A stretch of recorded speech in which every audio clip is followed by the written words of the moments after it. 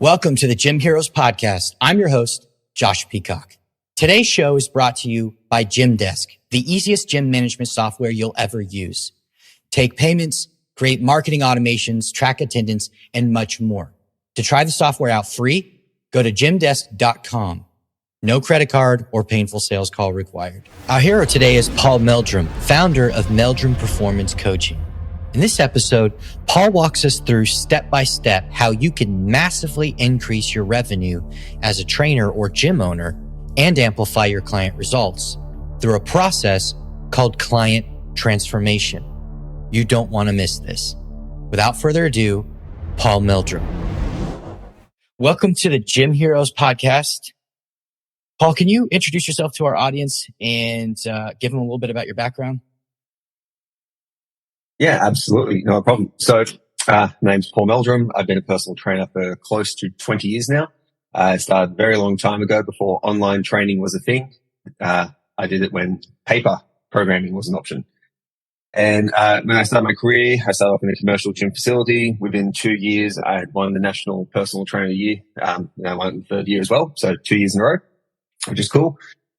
From there, I then moved into private practice. So as a musculoskeletal therapist, which I was studying at the time.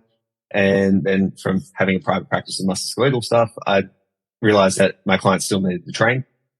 Right. And so I basically doubled the size of the practice again, moved it into a gym / like a one-on-one PT / musculoskeletal practice, then moved again, got a business partner, doubled it. And then we opened up the first semi-private training facility in Australia, which we found out how it works from Alan Cosgrove from his book, 50 Fitness Business Secrets, I think, a long time ago. So we're the first guys in our country to be doing that, which is really, really cool. And then from there, we basically built our gym up to personal training, 400 and something members, doing about 12 to 1500 sessions a week, all PT, which is really, really fun. And then from the COVID thing, shut everything down, as it does for pretty much everyone all over the world. And now I'm an online coach and educator of personal trainers. I still do work with clients, and I've worked with clients ranging from like Miss Universe and Miss Australia, Miss Universe, Miss World competitors, winners from the Australian world, about 12 or so Olympians, a bunch of bodybuilders, physique competitors, professional athletes in most sports, and musical theatre of all things. So a number of different experiences. So been doing this for a long time. So what I do better than most things I do. So my skill set is be able to take the lessons I learned from different things and then apply them into a framework which online coaches can use with general population clients. Excellent. So one of those things that you talked about before that I really wanted to get into is client transformation. So before we dig into that, what is client transformation so that my listeners understand what that process is? Cool. So my definition of client transformation is a little different from most people's. Not that it's right or wrong or better or worse. It's just different. Okay. So a lot of times I'll say things as well, and it's not that I'm bagging out anything else. It's just that this is a little different approach. So client transformation for me is not just about the physical. It's not like, how much fat you can lose in 28 days and get shredded or, drop body weight. The transformation needs to be a complete package. It needs to involve training. It needs to involve nutrition. It needs to involve mindset.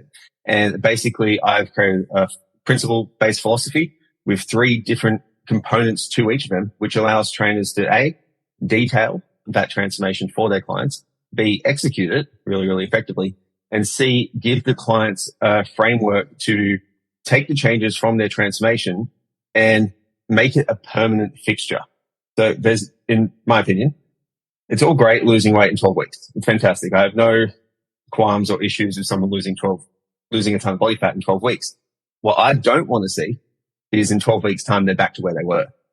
And I remember this really became solidified for me when I I knew this coach who ran a facility, and he was boasting on his social media pages about how one of his clients got fat again, which is terrible language, by the way. Shouldn't say that. Got fat again after leaving him. So I was like, that's I was like, cool, you're boasting about how badly you failed your client. Like, that's a terrible way to, it's not that, oh, your clients lose weight. Anyone's clients can lose weight. Weight Watchers works. There's tons of tools, that work. It's more about, did that client actually undergo a transformation? And no, they didn't. So in essence, my transformation is, it's not what happens at the end of week 12. It's what happens 1 year's time. Are they actually a different person? Excellent. So now that we understand what that is, or what your definition of it is this something that anyone can become an expert at executing? Yes.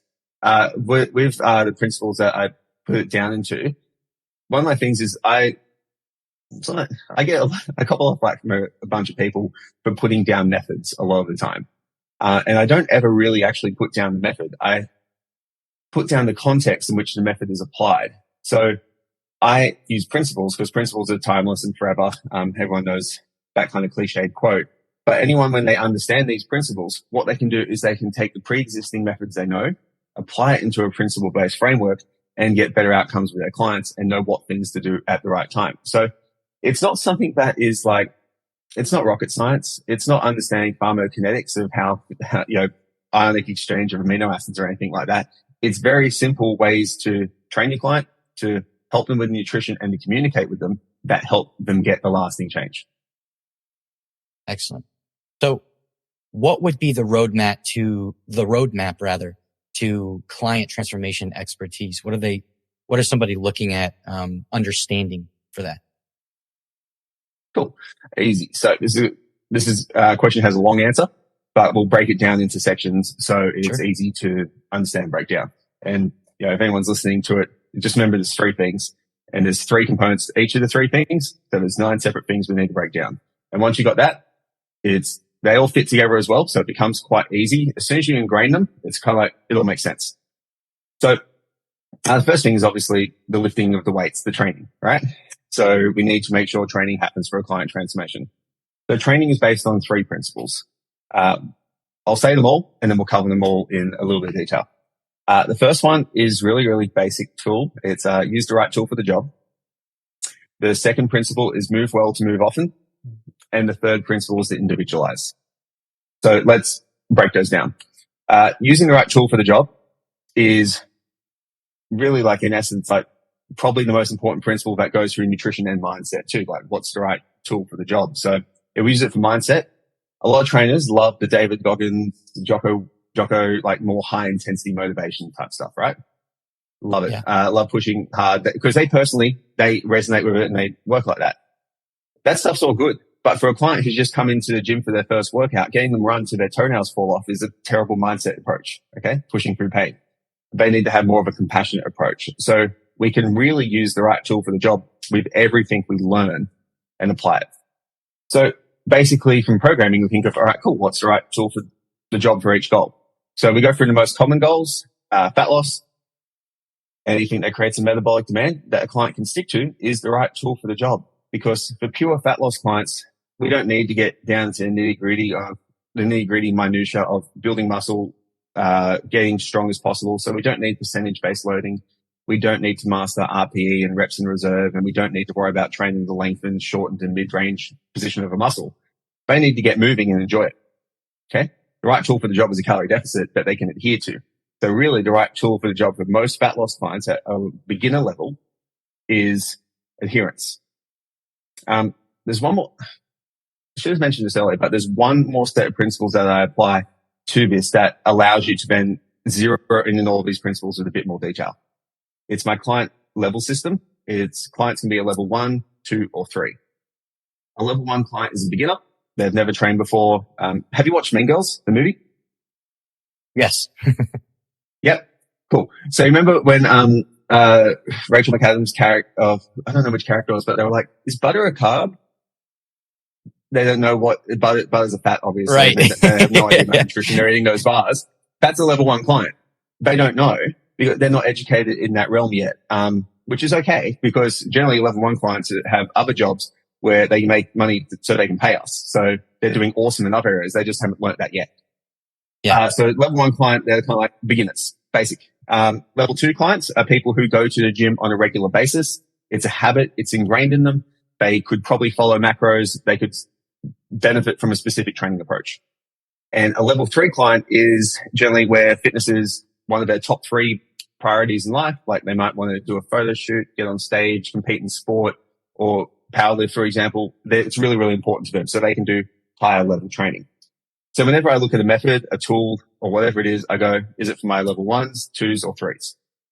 So then when you use the right tool for the job, for fat loss, for example, a level 1 fat loss is more like, do they enjoy it? Can they do it frequently? For a level 3 client, they might be doing like high intensity interval training, or lactic work. Like so many tools you can provide. The list becomes limitless. You just have a framework to now choose what's ideal. So for right tool for the job, back to that, we go to hypertrophy. Is basically what tools allow you to have the most muscle damage with the minimal joint stress, based in the framework of a program. So I'm training a bodybuilder now. He's prepping me for a show. I'm prepping him for a show. Sorry, not the other way around.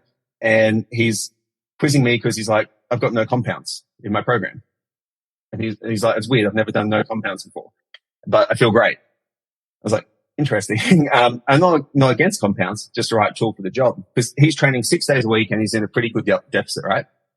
If I gave him heavy deadlifts, heavy squats, heavy benches, heavy overhead presses, he would struggle to recover. He would be gassed.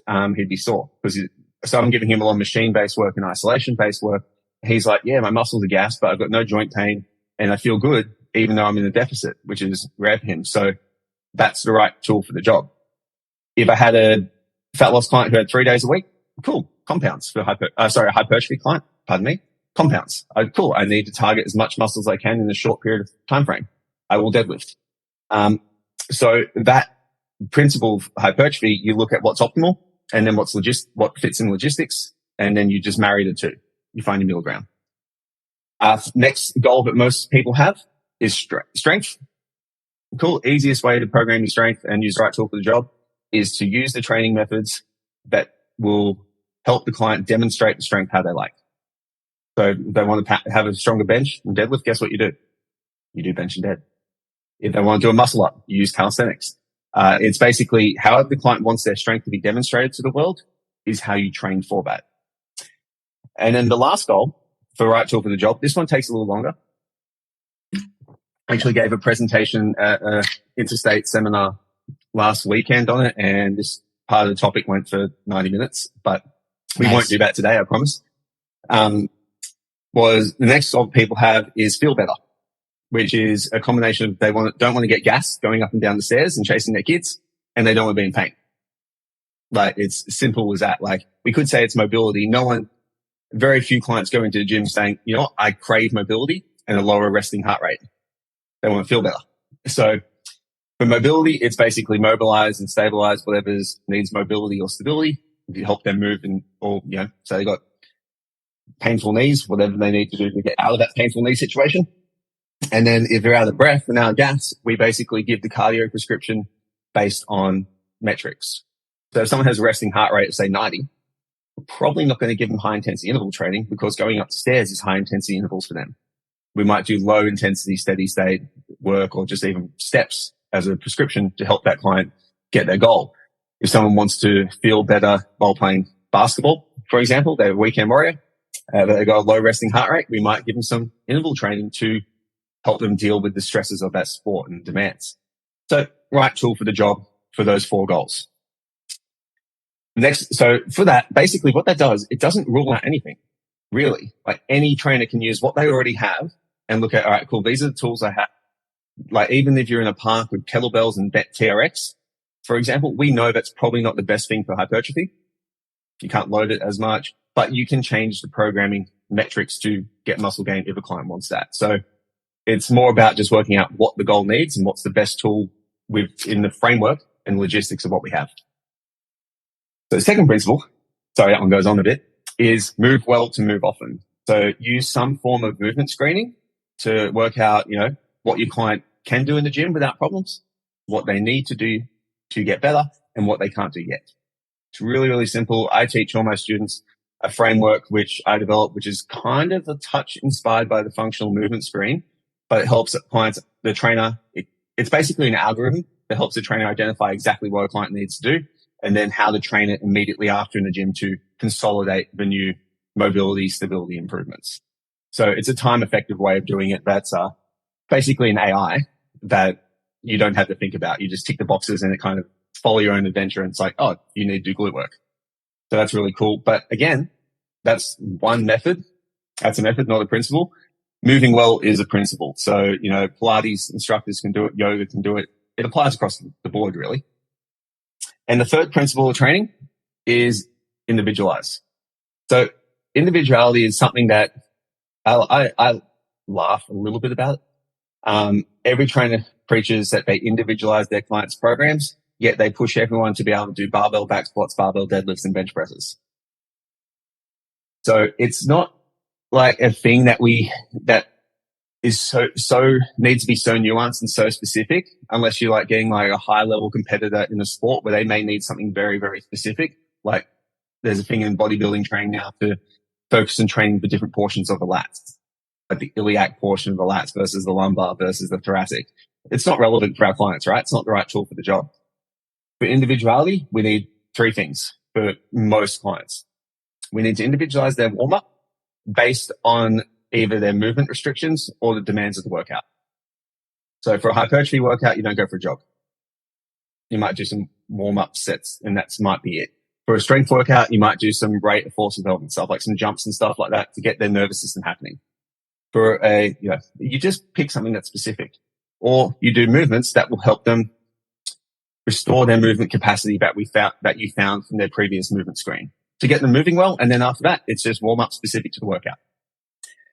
You'll individualize exercise selection, but individual to the individual and the goal. So what I mean by that, if someone you're doing a hip dominant day, they don't have the ability to do a full deadlift, cool. You don't do a full deadlift. You do a Romanian, you do a trap bar, you do a kettlebell. It's what can the individual do? If someone can't squat, who cares? They're going to get bigger legs, put them in weight press. Like it's not going to kill them. Some people may have bony abnormalities that stop them from doing that. So we'll put them on a leg press and they can still train their quads all day long. It's all good. So individualized exercise selection based on the individual and then the outcome as well. So, if you're going to do bodybuilding, for example, maybe instead of a barbell curl because they're straining the elbows, if they've got sore elbows, you might do cable work. So they've got freedom of movement. And then finally, individualized volume. But that's been talked about a lot by guys called Renaissance periodization. For most general pop clients, you don't really need to worry about the volume too much. You're not doing complicated formulas to get there. It's just look at how well they're recovering. And if they're doing okay, cool, keep it the same. If they're progressing, if they're starting to plateau, you might do a little more. If they're feeling good, if they're plateauing and they feel a bit crap, you do a little less. But individualization of volume is really that simple. So that's the training principles. It's right tool for the job, move well to move often, and then individualize. So for most trainers, we get that. We can do that. That's our bread and butter. Okay. Once you understand those principles, it's like cool. It makes a lot of sense. From here, then we need to go into the stuff that leads to the lasting transformation. And that is nutrition and then mindset. So in nutrition, the first principle I have is, it sounds so philosophical, is no dogma. So what I mean by that is nutrition is not and should not be a belief system. Okay. So, what's the joke? What problem does a vegan paleo CrossFitter have? Telling you what they are first. Okay. Are they vegan? Are they paleo? Are they a CrossFitter? Because they literally identify, oh, I'm a vegan. Like coming up to someone saying, I'm a Christian. No, I'm a vegan. Well, your veganism is not your belief system. It's just how you eat, which is okay. No, there's no problems with that. So with nutrition, no dogma, it basically means this from a trainer's perspective. We respect what the client wants to do first. We don't put our own pre-existing beliefs and concepts about nutrition and shove them down our client's throat because adherence goes to hell. So I work with a ton of vegans, for example. I work with paleo, I work with keto eaters, I work with crazy high carb dieters. I got he's going for top 30 in the world, Ironman triathlon. He's eating more carbs than you can imagine. We don't have a dogma, but with that being said, we also want to protect our clients from their own dogmas, their own beliefs about nutrition. So if we have a client who's actively harming themselves, they're not hurting themselves like physically, but their nutritional system is actually hurting them. We need to help them, kind of escape from that framework. So that's a pretty, it's a simple system, but what it does, simple principle, pardon me, but what it does, it forces you to evaluate how you coach your nutrition. Are you getting everyone on the count macros, for example? Are you getting everyone to use the precision nutrition hand portion sizes, which they're all great tools, but there's still a bit of a belief system to that. So we work on client first. The next principle is client-centric or client-centered. So it kind of follows in a little bit from the first principle, no dogma. But basically what I mean by client-centered is the client is the driving force behind the nutritional changes. The level system helps here really well. So a level 1 client, they butter is a carb, blah, blah, blah. They don't really know how to eat from like a fitness and health perspective. They might have an altered relationship with food. They might have a lot of stuff going on. They might be busy, time poor, whatever it may be. That's okay. We need to come up with changes, or we need to facilitate them coming up with changes that are slightly better. So these clients may come to us, and I'll use a common example, beer. They may be drinking a lot of beer. So we may look at their food journal, get them to do that. That's the best tool for the job in that one.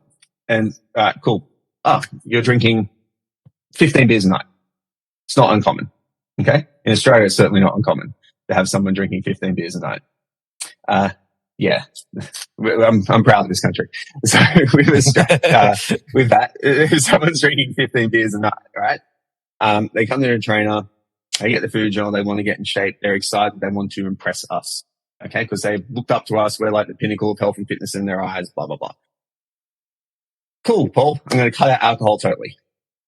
I'm going to cut out cold turkey. 15 beers a week, night gone, which is, 30, 60, 90, about 105 beers a week. From 105 to 0. That's a stupid idea because what happens there, if a client, and this will tie into our second mindset principle. Okay. It all comes back around in a circle here, second or third. They'll probably fail realistically, right? Like the client has given us the goal and the outcome, but they're probably going to fail. Our job as a trainer is to help them negotiate a middle ground. Oh, that sounds really good that you want to do that, Steve. We'll call the guy Steve. Do you think that's totally realistic that you can go from 105 to 0? What are you going to do if you slip up? And most people will have a moment where they slip up, they'll just go, screw it. They'll throw it, caution to the wind, and they'll binge again, right? So the client guides the process and picks what they think they can do. Our job is to make sure it hits the middle if they're trying to impress us. If it's the other way around, and the client makes a small change that we don't think is significant enough, we need to also validate them and honor that and respect what they say. So I had a client who was drinking, I'm not even kidding you, I've got some sparkling water here. You can see how much is in that. It's about a glass or so. She was drinking 1 glass of water a day.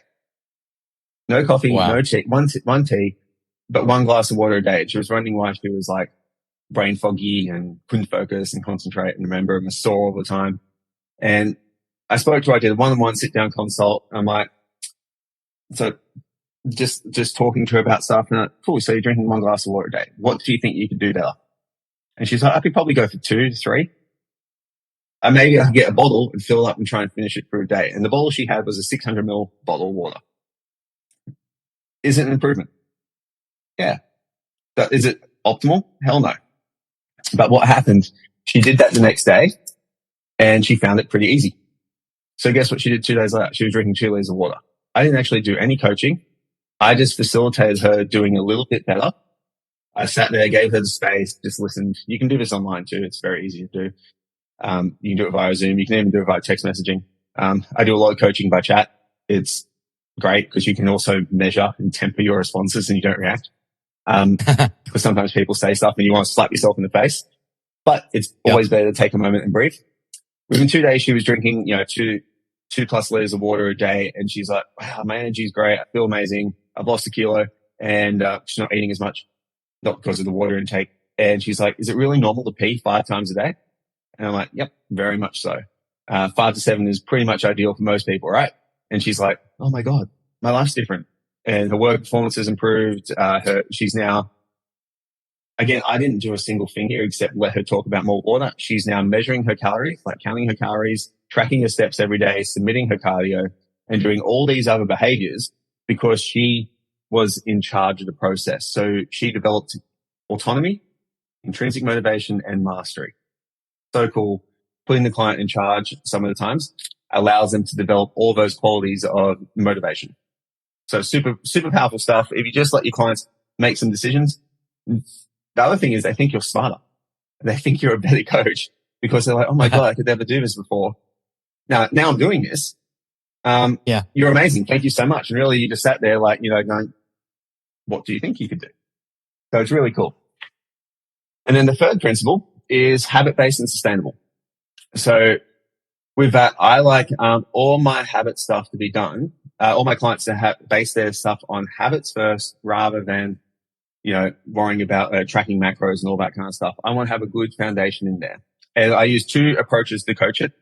I use habit staggering and habit stacking. So I'll just quickly touch on them. Staggering is easy. Week 1, drink more water. Week 2, eat more protein with every meal. Week 3, eat plants with every meal. That's a really cool approach for online and in-person trainers to put into their program. It's really cool because it becomes really simple. It's really easy to manage. And what you can do is you can literally create accountability within your training programs, within a Facebook, like in your app that you use, for example, through a Facebook group, through a message group. And you can get people starting the challenge at the same time. So it's really easy to manage. With the advantage of that too is if someone changes their habits and they've gone from drinking no water to 8 glasses, or 2 liters a day, or you guys don't use liters, half a gallon a day, to having protein with every meal, to having veggies much more frequently, to then having a regular sleep-wake cycle. Over a period of 12 weeks, they're going to change their body composition dramatically without really focusing on it, which is really cool for testimonials. And then you can then go into macro tracking or something more structured because they feel so confident. Yeah. The other one, habit stacking, is teaching clients to get more out of less. So this is a little bit more individualized in the coaching, but you can also you can gamify this.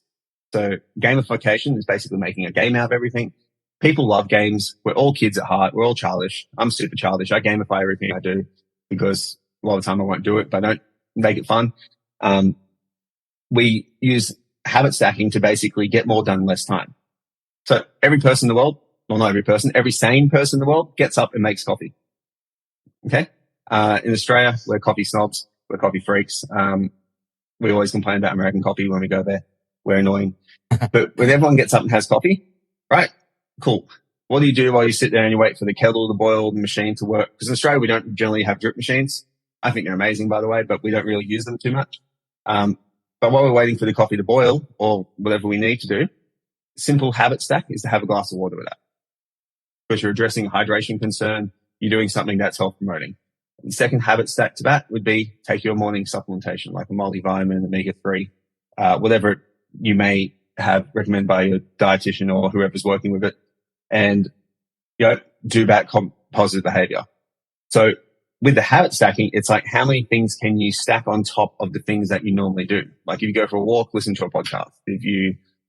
There's so many things that you can do in a habit stack that make multiple health-facing behaviors happen effortlessly over time. So it becomes a really habit stack. You get home from work, you pack your gym gear. Like there's so many different things that the clients can do, and you gamify it, and you can literally make a competition amongst your clients to see who can come up with the coolest list of habit stacks. And then all of a sudden they're knocking off 10 positive health promoting things per day. I quite like the habit stacks to be based around the habits I want to stagger as well. Okay. So if someone's going to do a mindfulness practice, that's a habit I like people to cultivate. And it doesn't have to be meditation. I don't have any, again, no dogma, just something where they get to have a little bit of me time. Cultivate that with going outside and getting some sun exposure. Obviously not 4 hours in the sun burning, but a little bit of sun exposure for vitamin D. Habit stack that. Have that with a glass of water. So there's so many ways you can do that. So the habit based and sustainable allows the clients to do it for a long, long time, and to take advantage of the fact that most of our behavior is subconsciously driven. So that is nutrition. If you follow those 3 principles, so no dogma, client-centered and habit-based, it leads to a longer lasting transformation because it's not just are relying on someone's willpower anymore. Most challenges, like 75 hard, for example, which I would recommend for a level 3 client, someone who's a bit more into it. 75 hard is a great example of willpower. Are you familiar with the challenge? Yeah, I've seen several people do it. Yeah. Yeah. How many people have you seen successfully complete it the first go? None. Exactly. Because it's all based on willpower. Like 75 days of following a diet, no alcohol, working out 2 times a day, one of those outside, reading a book every day. It's not really a habit-based program. It's how much can I endure? Okay. So that's something for the Kobe Bryant type people, the Joggos, David Goggins, etc. It's a great thing if you can handle it, but you need to be a level 3 client to get there because it's not habit-based. If it is habit-based, you're then going to become a monster. That's how a professional athlete lives. So the final thing about the client transformation now is we've kind of addressed the training. That's the simplest part.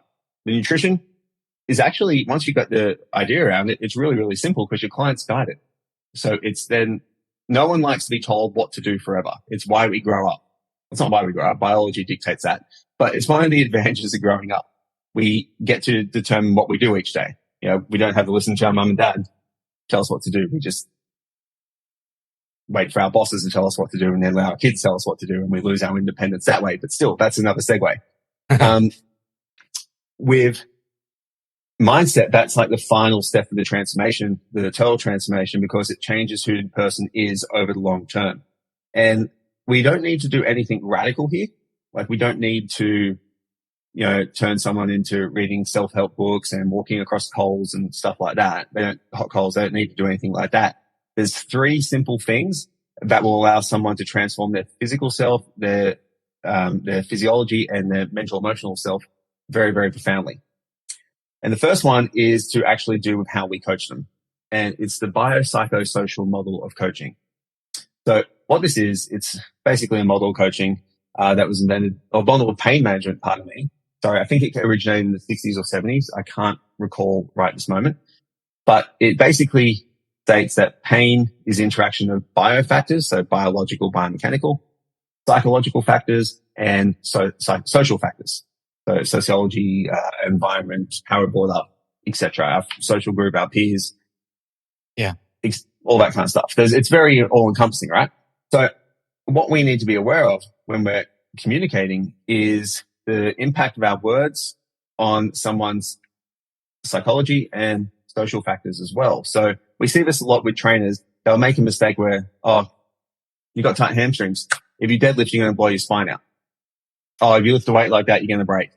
Oh, if you eat that gluten, your stomach's going to explode and you're going to get Crohn's disease and die a horrible bowel inflicted death. There's a lot of catastrophization, okay? Yeah. That trainers have when they do stuff. And that catastrophization creates pain avoidance. It creates movement avoidance. It creates hyper awareness of pain. And the reason why I put it first is because it's more not being so much we're trying to avoid clients and getting into pain ever. Generally, if you train hard, you will experience pain at some point in your life, and it's a pretty normal thing. You push the boundary, you'll hit a risk at some point. It's helping clients. I think most clients need to be told that pain will probably happen at some point, and it's okay. It's just it's a natural thing. It's just like aging and the skin getting wrinkles. It does happen, but we can manage it and improve it, absolutely, and move out of it.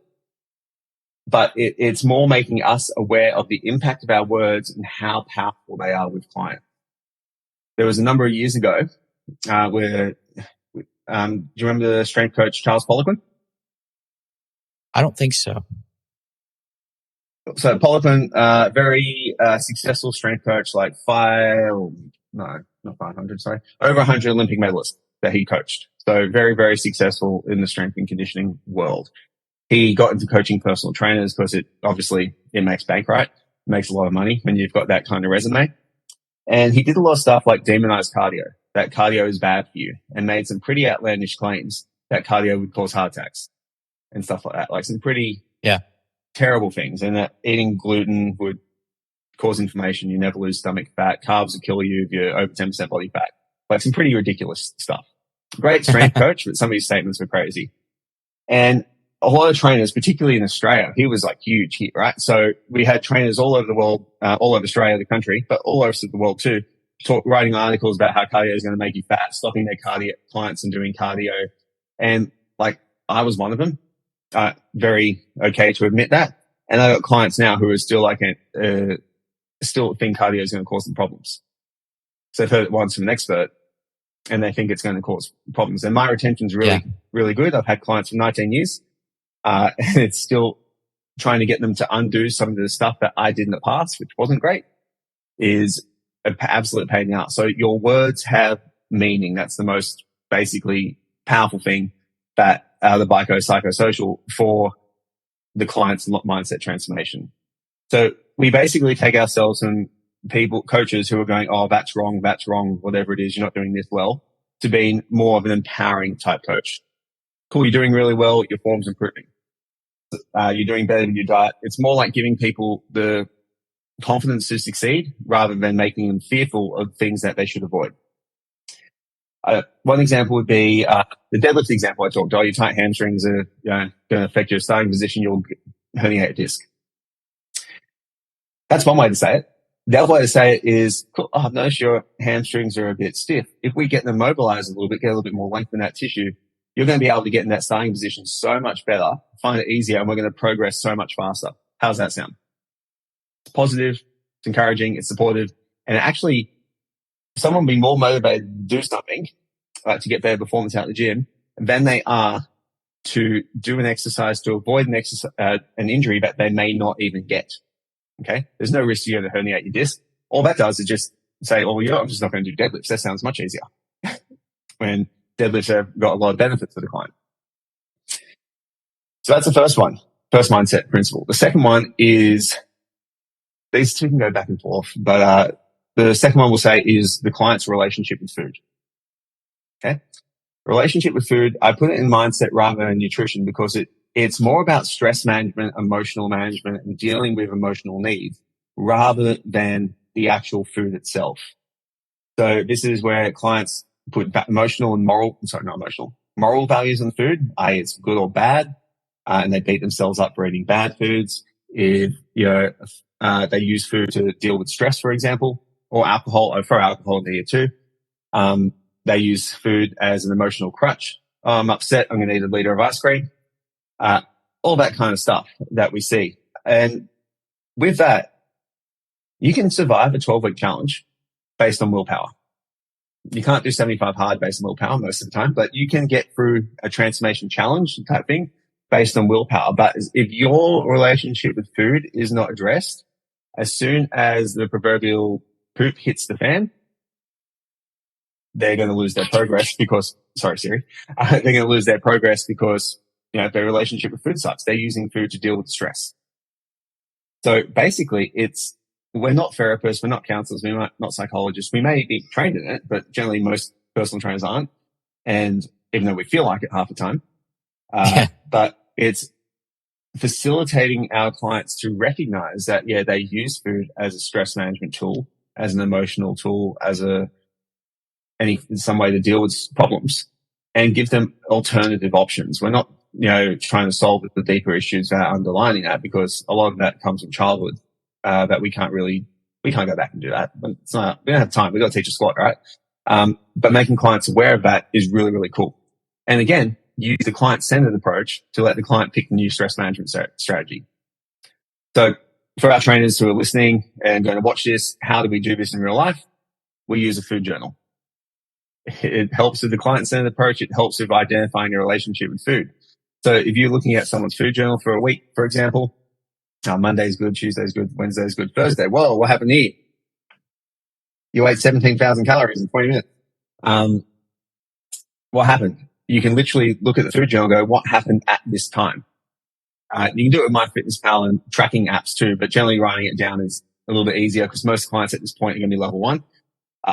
You go, what happened here? Oh, I had a really crappy day at work. I was really stressed. My boss yelled at me, and then I got home and I had a fight with my spouse and life sucked, and then I dropped the glass and that was all over. So I ate all the ice cream.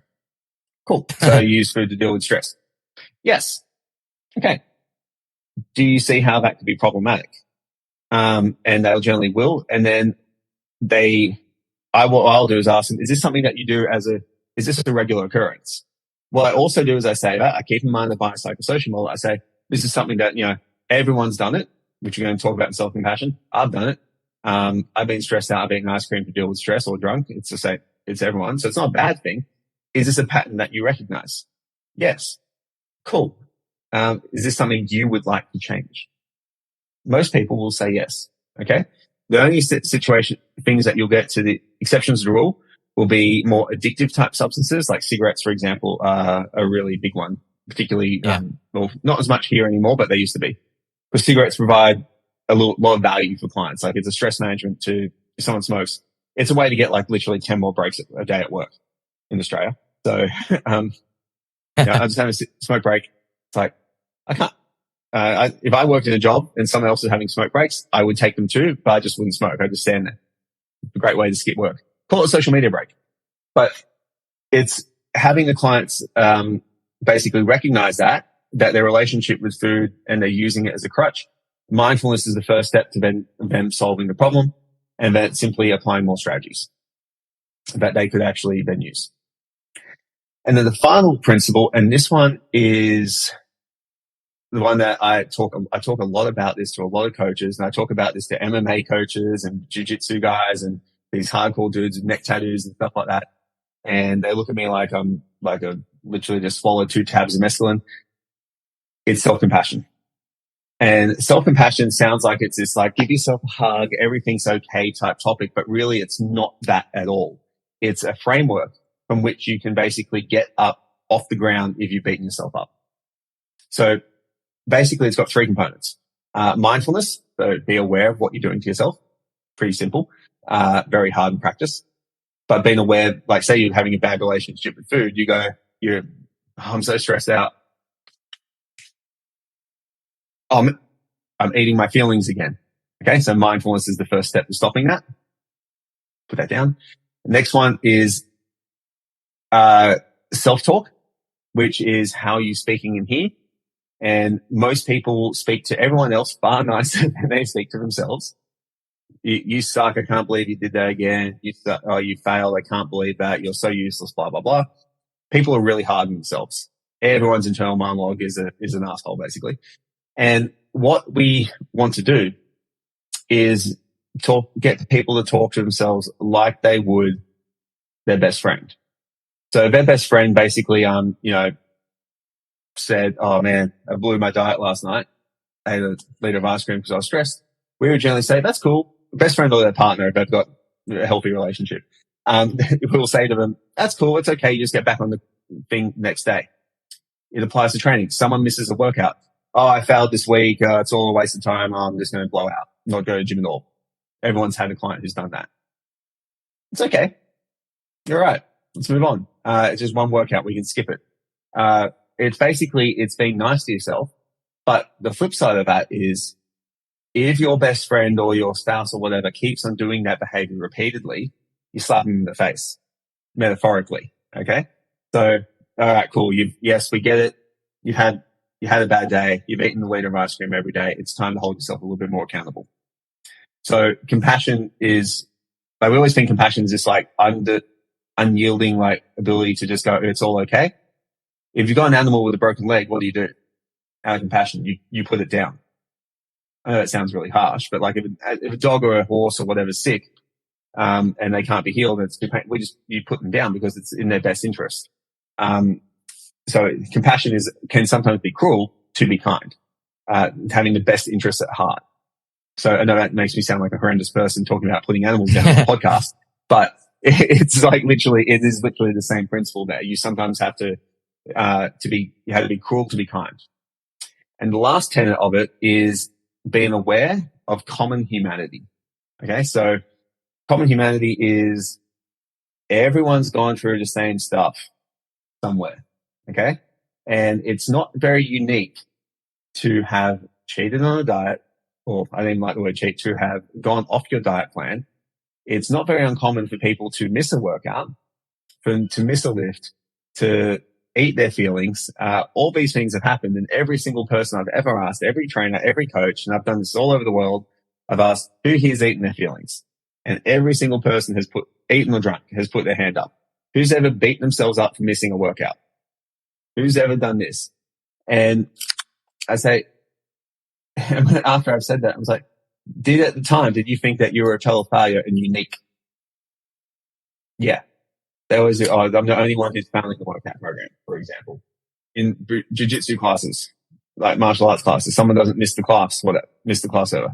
They often wonder what everyone else is thinking about them. And, oh my God, I'm not going to get my black belt or my next belt as fast. And really the people in the class don't even know they're not there. And next workout they come, oh, cool, you're back. Like, no one cares. No one's ever cared because they've missed the class before too. So self-compassion is really important as a framework and as a tool for clients to be able to pick themselves back up once they knock themselves down. It's, fall down 7, get up 8. It's that principle. But a lot of people don't know how to do that and don't think that they should do that, which is really scary. I had a client who was messaging me through my training app the other day about how she gained something like 4 kilos over a weekend, which is, it's a decent amount of weight to gain, but it was like a perfect storm. She was in the middle of her menstrual cycle. She had a whole bunch of food, like really salty, really hot, salty food that adds weight, really low carb, heavy stuff. It was a social event. There was a ton of things on. It was a perfect storm of weight gain. And she was beating herself up and horrendously. And I said, all right, cool. To help her, I laid down the information there. So, going through your menstrual cycle, you generally gain water weight, 1 to 2 kilos. So we can account for half of it already. Eating salty food, heavy carb food, you are going to get excess water retention, alcohol, all these things combined that makes sense.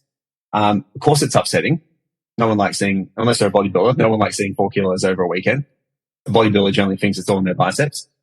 But what happens there is she needed to know that it was normal.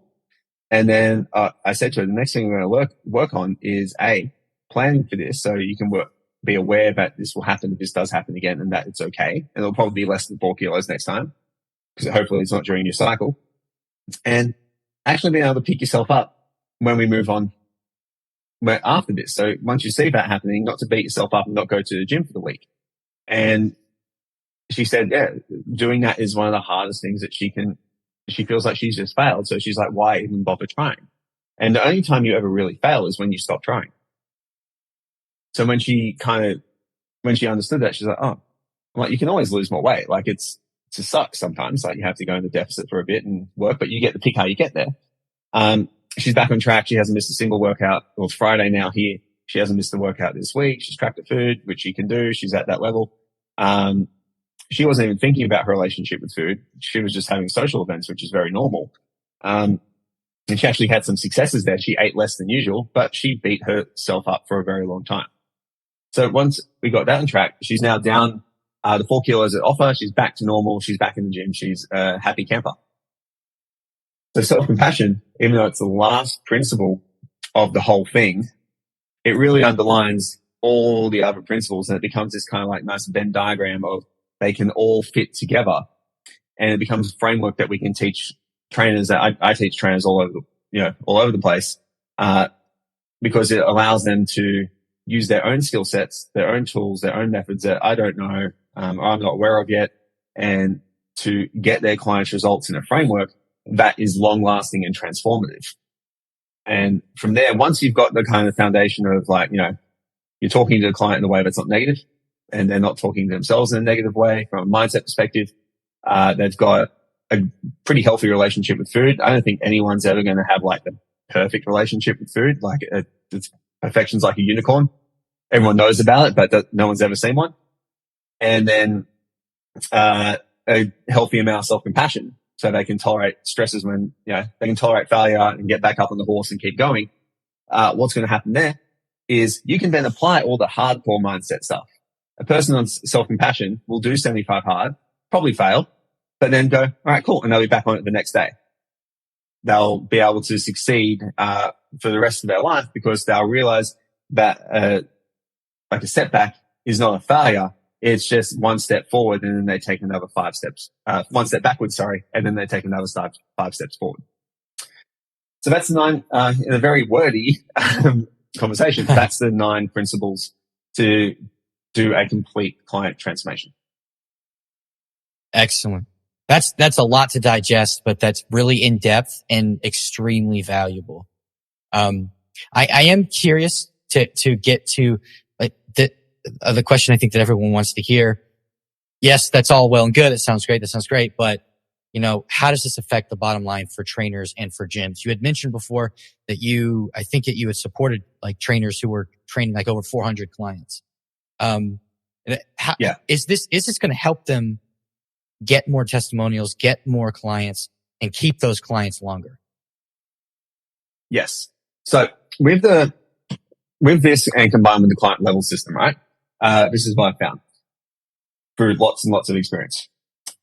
The most dangerous time for a trainer to have clients, if it's in a semi-private environment or whatever it is when they're a beginner. Because if you screw up their onboarding process, if you beat them up, like working way too hard, or they get beat up emotionally and they don't feel good, your chances of retention are very slim. That's the first step. So giving someone the skills to go from a level 1 to a level 2 is really, really important. Okay. In terms of someone who's like new to exercise and freaking out versus someone who has it as a habit. Because we've all had those clients who like they train, 3 times a week religiously. They come and see you. They never disappear, right? But they know what they're doing. Like they can put their weights on and off. You say squats, they're like, cool, back or front. They're very well clued into it. So once the client gets a bit more knowledge, then their attention goes up. If a client has a decent relationship with food and they feel in control of the relationship, they feel in control of their progress and they're succeeding, so they're getting results, their likelihood of retention increases yet again. If you've got more stuff to teach your clients and take them through and they actually develop as a person, they get growth, they stay for a lot longer because they go, oh, wow, this is actually transformative for a lot of areas. What trainers will benefit from the most, in my opinion, is no one cares about how much you know about periodization structures. Okay. No one gives a damn. No one cares if you do your linear, undulating, conjugate, or whatever it is. No one cares. I've never had a client come, can you take me through your different periodization structures? Thanks, Paul. They want to feel better in themselves and they want to get an outcome. It's literally an outcome driven business. So if they're getting outcomes and they're recognizing behavioral changes for a long time, it's so powerful for clients there, and it develops you into an expert rather than a rep counter. So with the trainers that I work with and teach, what I do with all of them for their actual business development as well is I make them an expert in a particular realm. Say it's females with endometriosis, whatever it is, and give them the tools for training, nutrition, mindset for that. And you take clients on a journey. So if people have been taken along for a journey, and they're developing in all areas, they're getting, really good results in nutrition. They're transforming their relationship with it. They're getting knowledge about it. They're learning how to train better. They're talking to themselves better. And then they're getting the aforementioned, physique changes that they're after. They're losing weight. They feel better because you're doing the right tool for the job. It becomes a no-brainer for them to stay with you. It's basically, it would cost them more to leave than it does to actually pay your rates. So like with clients that like I make one sale a day at the moment, which is pretty cool. I do one Instagram post a day, but every one I get is, outreach from referral base because people go, oh, I've learned this. You need to come learn this off Paul, which is really, really cool, from my perspective. But because, I have a good business, it's a win. But what happens there is all the trainers who are following the same principle, they're finding the same thing too. They're moving from having to do launches on social media where they're actually just signing up 2 more people a week, which is like for online coaches in particular is amazing because that's 104 a year. If that's $1 million business in 2 to 3 years, it's having that framework and that allows the client to grow as a human being as well as just getting stronger, keeps retention high. For all the online coaches I work with, this is the structure. They sign up to the trainer from a Facebook ad, which promises all the things in the world, and they get a discovery call. It's always a discovery call or something like that. And they get a templated program, which is based around like the goal that they're selling, say it's glutes or like a booty program or whatever it is. And then they get the client gets their macros based on their body weight with a little guide on how to use MyFitnessPal. And every trainer I've worked with, they lose, if they're online in particular, they're losing anywhere between 40 and 60% of these people because the client doesn't have any control over the process. The client doesn't understand what the hell the trainer's doing because they're like, is butter a carb? What the hell do I do my chicken raw or weighed? How do I, what? Raw or cooked? What? I don't understand this. Chicken breast, it creates a lot of overwhelm and confusion. This principle-based practice allows the client to not be confused, to be in control of the process. And one trainer I worked with, he was on about 40 to 50% retention. He's now pulling in $8,000 a week, all online, because he implemented the system very, very simply. Wow. He basically picked a couple of strategies for the level 1 clients he had, a couple of training programs, a couple of nutrition delivery systems, 1 or 2 mindset videos that he literally, with the check-ins, he would just go, hey, how'd you go with this? When they mastered all the habits, he's like, and he's got clients, he just keeps them on the habits sometimes because they're like, I'm happy with this. I don't need to do any more. I'm loving life. All right, cool. Level 2. Then you're going to do macros and then you're going to do a few other things. And then level 3, then we're going to do some more advanced stuff. But he generally keeps people at level 2. He's running now 150 or so online clients with retention rate of maybe losing 1 every 6 weeks. Wow. Which is a phenomenal online business. And in all honesty, I love the guy. He's a good friend, but, he's not the most caring coach in the world either. He's like, I hate checking goals. I hate that shit. That's literally what he says. But what he does is, of course, he's got the framework which he can work in. He just applies the framework really, really quickly. The client answers all the questions for him, which he loves. And now he's training a virtual assistant to do the same process. So if you get that, the only downside to my process, is it needs to be built first. It needs to be understood, then built. But once it's done, it's like a house. You just have to keep cleaning it. Mm-hmm. And you get that, and that's in my opinion, which, there's many others, it's just one of many, but it's one of the most important things you can do to build a sustainable online or in-person business that generates referrals rather than having to chase. Absolutely. I mean, that's incredible. $8,000 a week. I think most trainers probably couldn't even dream of that. That they would not even think that was possible. Awesome, dude. Thank you so much. Pretty cool, man. Yeah, this has been really, really great. This is an intense level of value. Where can listeners find you if they want to reach out and find out more about what you do? Cool. So best place to find, probably the social media, is a good one. So Instagram, it's Meldrum _performance _coach, I think. And then, that's it. And then the next one we have is social media, Facebook, just Paul Meldrum. I don't actually know what my TikTok name is. I don't really use it. I just have on. And, meldrumperformancecoaching.com. And, I'm like a 98% now online coach. I keep a few clients in real life in the garage gym just to keep the sword sharp. So I've got all these systems put together. So I work with tons of clients still, but tons of trainers in building these frameworks into their business. Excellent. Well, thank you so much for coming on. No, pleasure, man. Thank you so much for having me.